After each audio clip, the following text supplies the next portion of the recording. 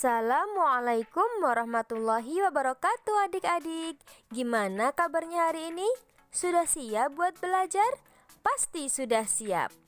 Nah, sebelum belajar, jangan lupa siapkan dulu alat tulisnya.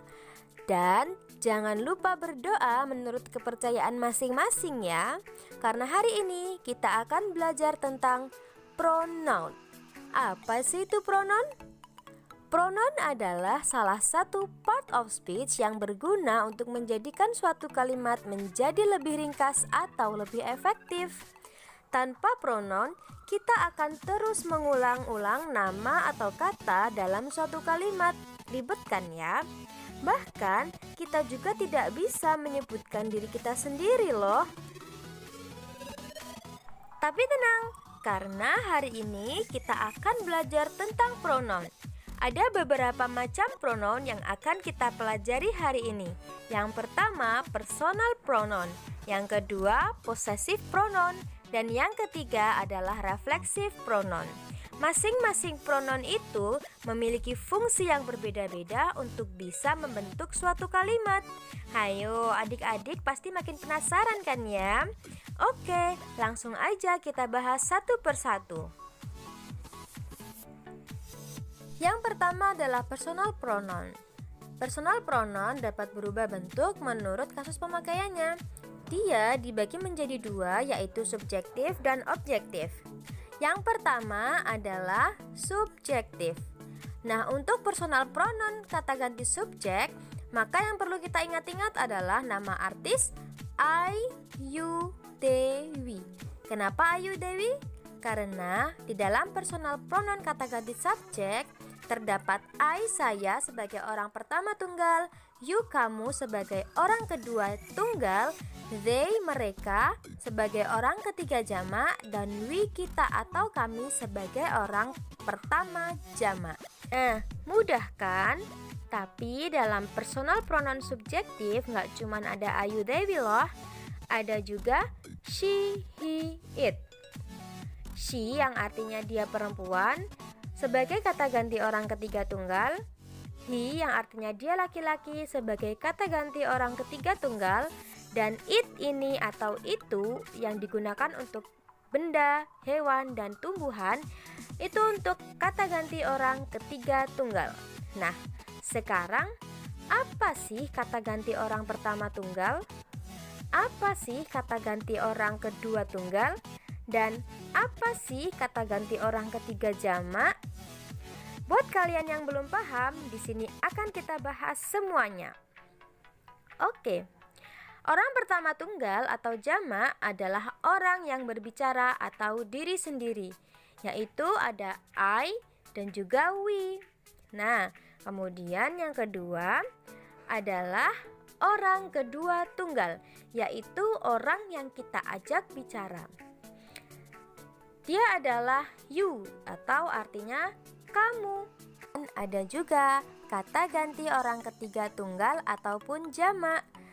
Kata ganti orang ketiga tunggal atau jamak adalah orang yang kita bicarakan atau yang dibicarakan. Contohnya they, she, he yang artinya mereka, dia perempuan, dan dia laki-laki. Nah, dalam kasus subjektif ini ada aturan yang harus adik-adik selalu ingat dan jangan sampai lupa. Apa sih aturannya? Jadi aturannya adalah kata ganti sebagai subjek penempatannya harus selalu berada di depan kalimat. Contohnya seperti ini. I am a teacher. You are a farmer. Di situ ada I dan you yang berada di depan kalimat. Nah, selanjutnya kita akan bahas kasus objektif. Untuk kasus objektif di sini ada me saya, you kamu, them mereka, us kita, her dia perempuan, him dia laki-laki, dan it ini.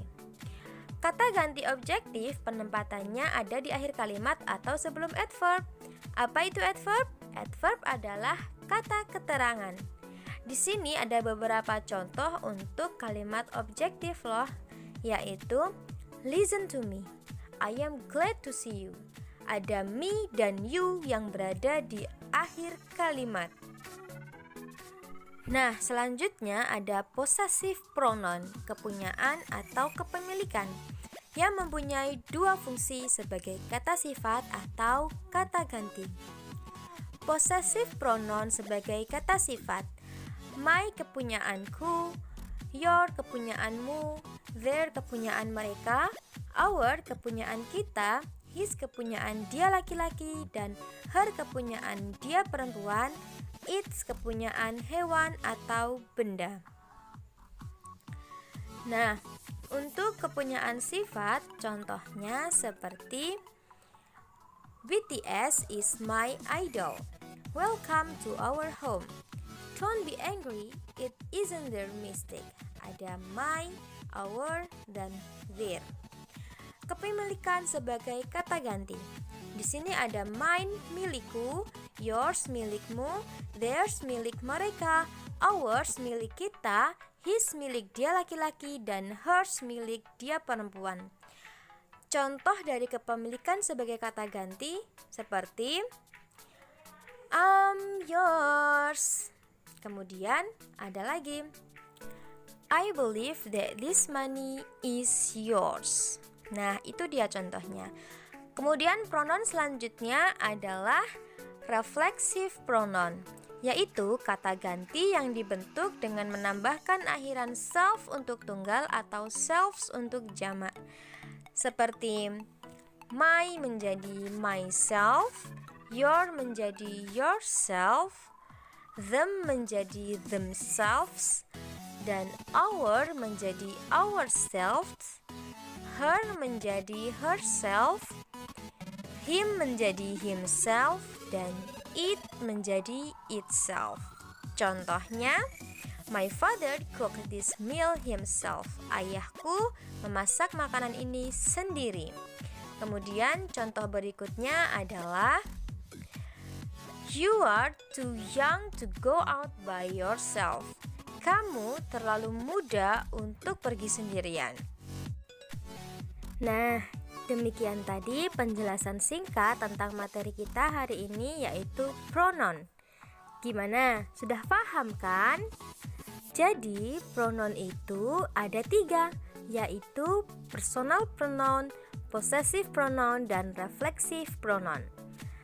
Dari penjelasan singkat tadi, kalau adik-adik sudah paham, jangan lupa untuk membuat contoh versi kalian masing-masing di buku tulisnya ya. Kemudian gunakan untuk belajar dan juga melatih keterampilan bahasa Inggris kita. Oke, demikian dari saya. Apabila banyak kesalahan dalam menyampaikan materi ataupun kata-kata yang kurang pantas, saya mohon maaf yang sebesar-besarnya. Wallahul muwaffiq ila aqwamit thoriq. Wassalamualaikum warahmatullahi wabarakatuh. Thank you very much for watching.